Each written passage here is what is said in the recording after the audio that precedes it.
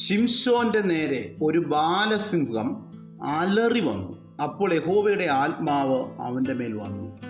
അവൻ്റെ കയ്യിൽ ആയുധം ഒന്നുമില്ലാതിരിക്കെ തന്നെ ആ ബാലസിംഹത്തെ ഒരാട്ടിൻകുട്ടിയെ പോലെ അവൻ കീറിക്കളഞ്ഞു. വലിയ വലിയ പ്രതിസന്ധികളാകാം നാം നേരിടുന്നത്. പക്ഷേ അത് ആത്മശക്തിയാൽ അല്ലെങ്കിൽ നമുക്ക് പരാജയം ഉണ്ടാകും. അത് നമുക്ക് വലിയ വിഷയമായി തോന്നും.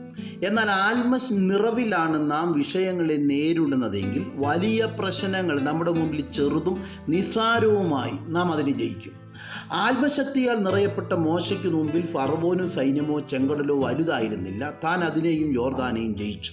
യോശുവ എരിഹോവിനെയും ദാവീദ് ഗോലിയാത്തിനെയും പത്രോസ് കാരാഗ്രഹത്തെയും ജയിച്ചത് ആത്മശക്തിയാലാണ്.